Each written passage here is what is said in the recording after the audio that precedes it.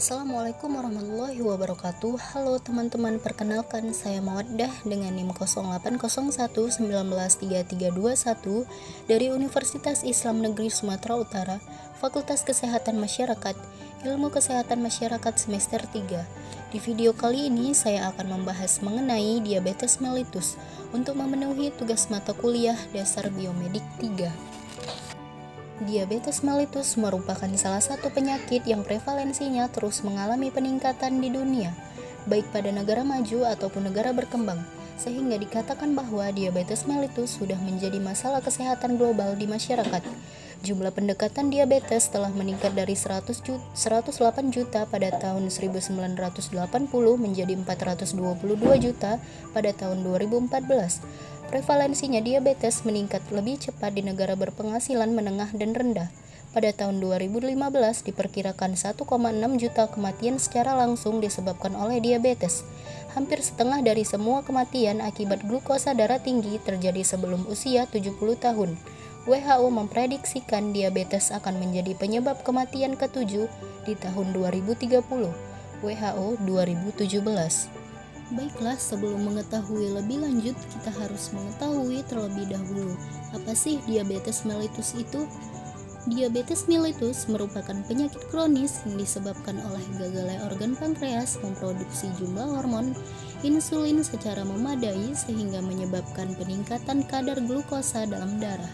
Diabetes mellitus merupakan salah satu penyakit tidak menular dan merupakan salah satu masalah kesehatan masyarakat yang penting. Diabetes mellitus adalah keadaan kadar gula atau glukosa dalam darah meninggi. Kondisi ini disebut hiperglikema. Penyakit ini juga disebut penyakit kencing manis. Kebanyakan penderita diabetes mellitus adalah mereka yang berusia 30 tahun ke atas.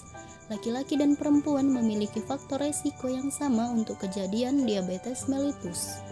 Diabetes mellitus tipe 1 disebabkan oleh rusaknya sel beta pankreas yang bertugas untuk menghasilkan hormon insulin. Diabetes tipe 2, pasien akan menghasilkan insulin, tetapi insulin tidak dapat berfungsi dan merangsang reseptor. Faktor-faktor yang dapat menyebabkan diabetes mellitus antara lain faktor genetik, imunologi, dan lingkungan atau gaya hidup. Seseorang dikatakan menderita diabetes jika kadar gula darahnya sudah mencapai di atas 126 dl di saat puasa atau di atas 200 dl setelah puasa. Diabetes dapat berasal dari gangguan autoimun, tekanan darah, diet makanan, riwayat keluarga, berat badan, dan obat-obatan. Diabetes mellitus tipe 2 lebih difokuskan pada gaya hidup dan aktivitas fisik. Pengontrolan kadar gula dalam darah dilakukan dengan mengurangi berat badan dan diet olahraga. Jika kedua hal tersebut tidak mencapai hasil yang diinginkan, maka pemberian obat tablet masih tidak bisa untuk mengatasi pengontrolan kadar gula dalam darah, maka diperlukan suntikan insulin. Mitos dan fakta diabetes mellitus. Apa-apa saja mitos dan fakta diabetes? Mitos dan fakta diabetes tidak hanya meliputi konsumsi gula, tetapi juga berbagai hal. Berikut adalah beberapa mitos dan fakta diabetes yang masih berada dalam masyarakat. 1. Orang kurus tidak mungkin menderita diabetes. Berat badan berlebih adalah salah satu faktor resiko dari diabetes, sehingga mitos dan fakta diabetes ini mulai muncul. Meskipun obesitas berpotensi untuk memicu diabetes, tetapi orang dengan berat badan yang normal maupun di atas normal juga bisa mengidap diabetes. Bahkan, suatu penelitian mendapati bahwa penderita diabetes yang memiliki berat badan normal mempunyai risiko kematian yang lebih tinggi daripada penderita diabetes dengan berat badan berlebih. 2. Diabetes disebabkan oleh gula. Konsumsi gula dianggap sebagai penyebab munculnya diabetes.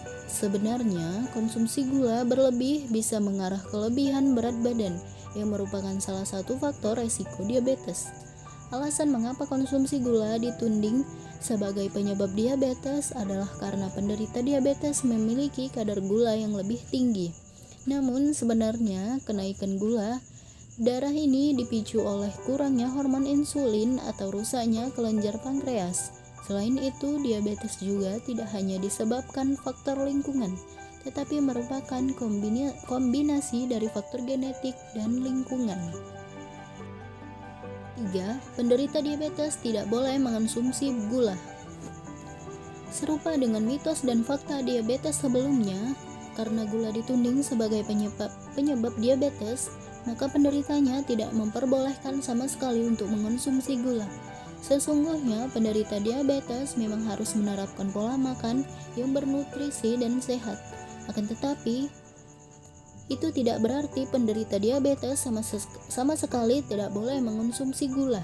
Penderita diabetes masih bisa mengonsumsi gula asal dengan takaran yang secukupnya atau sesuai dengan yang disarankan oleh dokter. Penderita diabetes sebaiknya lebih memperbanyak makanan yang berserat dalam menu makanannya. Contohnya saja, penderita diabetes masih boleh mengonsumsi buah segar yang dibekukan ataupun dalam kalengan asal tidak memiliki gula tambahan. Namun, penderita diabetes sebaiknya menghindari konsumsi minuman yang mengandung gula. Dengan memahami beberapa mitos dan fakta diabetes di atas, kita tidak lagi salah paham tentang penyakit ini dan mulai menerapkan pola hidup sehat agar terhindar dari diabetes. Demikianlah yang dapat saya sampaikan. Apabila ada salah kata, saya mohon maaf. Wabillahi taufiq wal hidayah. Wassalamualaikum warahmatullahi wabarakatuh.